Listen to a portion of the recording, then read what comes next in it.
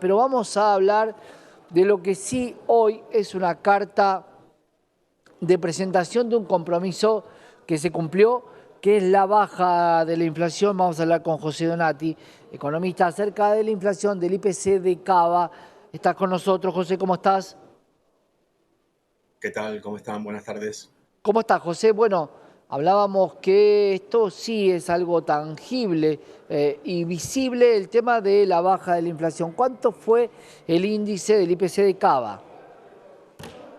Bueno, el índice mensual fue de 4,2, acumula un 106,8 en lo que va de 2024 y si se mira la variación interanual respecto del mismo periodo de 2023, la variación es de 243,1.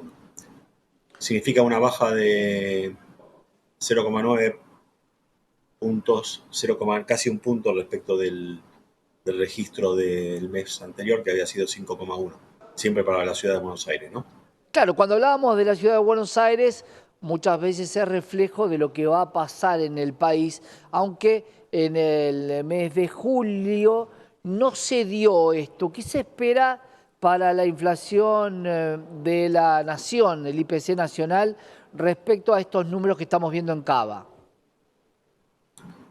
Bueno, como decís vos, los números de la ciudad a veces anticipan o marcan un anticipo de lo que es el dato nacional.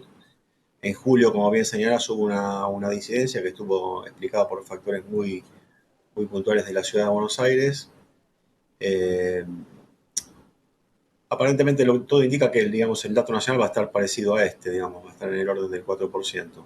Igualmente, para comparar con la ciudad hay que mirar siempre la apertura de lo que para el INDEC es el área metropolitana, que abarca la ciudad de Buenos Aires y los partidos del conurbano. Esa comparación es un poco más homogénea.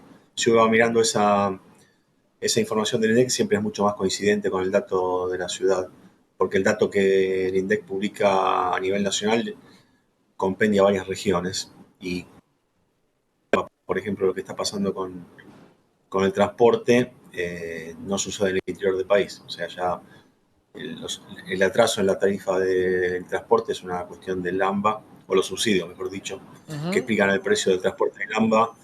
Es algo que ya no sucede en el interior, ya los precios en el interior son está más alto porque no tienen el incidencia del subsidio. Muchas, no solamente compañías, sino tarifas, están ajustando muy similar a la inflación como para simplemente hacer una corrección de la tarifa en función de la inflación. Pero claro, el poder adquisitivo de muchos no aumenta 4% todos los meses. Esta distorsión en el poder adquisitivo, ¿por qué a veces se dice que se recupera realmente el valor del poder adquisitivo cuando todas las empresas con grandes gastos, ¿no? Porque vamos a la medicina prepaga, vamos a los colegios, si aumentan un 4% y a mí no me aumenta el sueldo y la incidencia es muy alta, o el alquiler mismo, vuelvo a estar en una gran distorsión. Bueno, eso que vos decís es clave por dos cosas. Uno tiene que ver con la explicación del índice en sí, porque si vos mirás el componente de la inflación de la ciudad, vas a notar una fuerte diferencia entre lo que son bienes y lo que son servicios. En lo que va del año, bueno, te decía, la inflación aumentó 107, casi 107% promedio, pero si mirás la evolución de los bienes aumentaron 84% y los servicios 126%. Entonces vos tenés como una diferencia muy importante en la evolución de ambos, de los precios digamos, de ambos componentes. Eh, lo de los servicios tiene que ver con lo que vos decís. La mayoría de los servicios se ajustan mirando la inflación pasada. Entonces es como que la inflación pasada proyecta sombra sobre la inflación presente. Y es por eso que yo considero que va a ser muy gradual y muy tenue la baja en los próximos meses, porque tenés por lo menos en la ciudad pesan mucho los servicios. Entonces, si vos tenés que los servicios que pesan mucho en el índice se ajustan mirando la inflación pasada, determina la inflación presente. Por eso la reducción tendría que ser es mucho más tenue y gradual de lo que por ahí sería en función de cómo la macroeconomía se ordena en términos de que no hay déficit fiscal Entonces no hay emisión monetaria que explique la inflación, que tiene Cla- raíz monetaria, pero no es multicausal, o sea, tenés un aspecto monetario, pero un aspecto que explica la inflación por otros factores. Claro, porque siempre se dice que la inflación es un fenómeno monetario y al no emitir no tenés inflación futura, por ende, según lo que dice el gobierno, no hay emisión monetaria, por ende no debería ni siquiera haber un 4% de inflación. ¿Esto se va a esterilizar a cero? Si tenés cero de emisión monetaria, indefectiblemente en algún momento tenés cero de inflación. ¿Es cero contra cero o es una utopía y ahí entendemos que no es solamente un fenómeno monetario? No, a ver, la inflación es un fenómeno digamos, cuya causa raíz es monetario, pero es multicausal. Digamos, vos tenés solucionado o por lo menos controlado el principal factor que explica la inflación, que es la emisión monetaria para financiar déficit fiscal.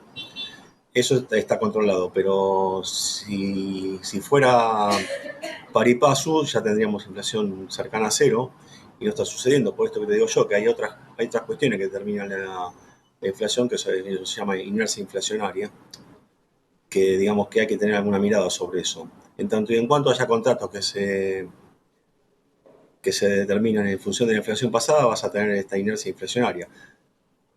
Ahora, Hay un antecedente de esto que es cuando se puso en práctica el plan austral, ahí los que tenemos alguna edad nos podemos acordar. Una de las cuestiones más novedosas del plan es que había un mecanismo llamado desagio, que básicamente determinaba que todos los contratos que estaban determinados hacia adelante mirando la inflación pasada se corregían en función de una expectativa de inflación futura. Y eso fue una de las claves para que el plan austral, por lo menos en los primeros meses, tuviera un éxito muy rotundo, reduciendo la inflación prácticamente a cero.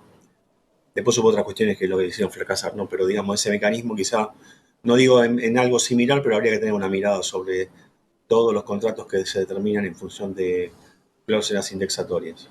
cuando hablamos del IPC y de este índice, el índice es un reflejo de, mucha gente lo plantea como una sensación térmica de cómo está la economía.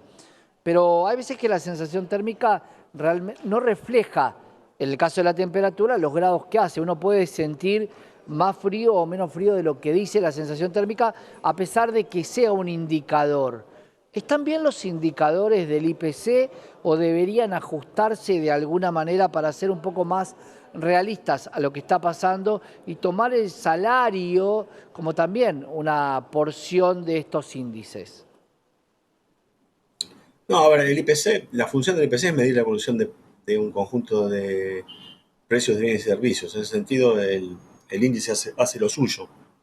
Quizá lo que vos referís es a otras cuestiones que tienen que ver con la expectativa que tiene la gente sobre la economía, que tiene que ver con el consumo, digamos. Uno puede tener unos determinados niveles de precios que se ajustan de una determinada manera u otra, pero después está la cuestión de los ingresos y la capacidad de compra de ese conjunto de bienes y servicios. Yo creo que eh, si uno tiene que mirar eso respecto de las expectativas Claro. que uno puede tener sobre la economía.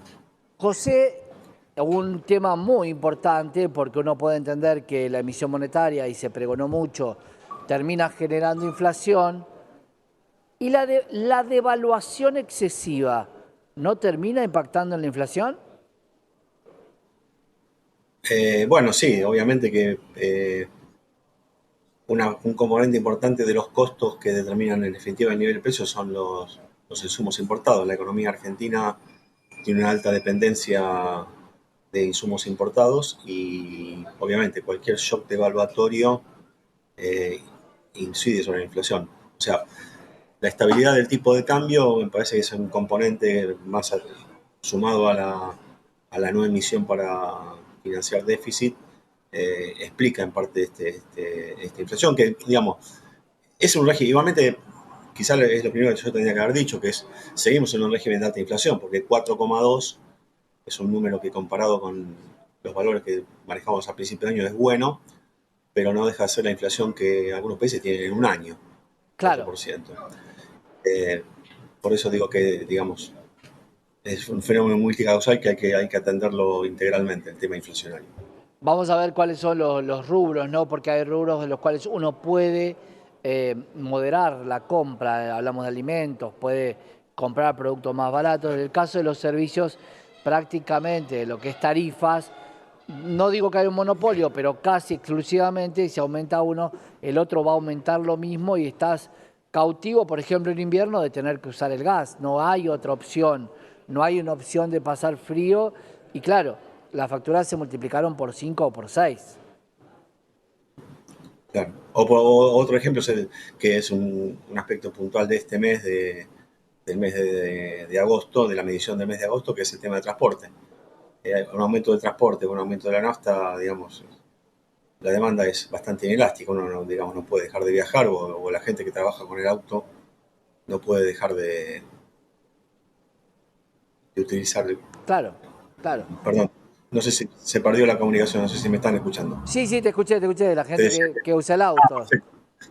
Bueno, que digamos, hay cuestiones que son inelásticas, digamos, hay cosas que uno puede ajustar o hay cosas que no puede ajustar y, digamos, en el caso puntual del transporte es muy difícil. O sea, uno va a trabajar utilizando el transporte público, entonces Claro, difícilmente puede ajustar consumo en ese rubro.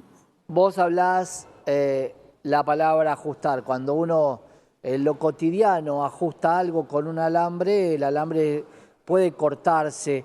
¿Qué pasa cuando la presión es tan grande, José, en el ajuste? Bueno, lo que yo te decía yo, hay cosas que uno puede hacer y cosas que uno no puede hacer. Digamos. Uno puede, no sé, postergar la compra de un pullover, pero hay cosas que no puedes postergar, alimentos o te decía yo, transporte. Si vos Claro, utilizar el transporte público para ir a trabajar, difícilmente puedas prescindir de ese tipo de consumo. Va a sin, depender un poco también de la estructura de consumo de la persona, ¿no? sin duda, José, gracias por estar con nosotros como siempre. Bueno, gracias a ustedes, que tengan buenas tardes. Buenas tardes y un gran abrazo, José Donati, economista, hablando del IPC de Cava.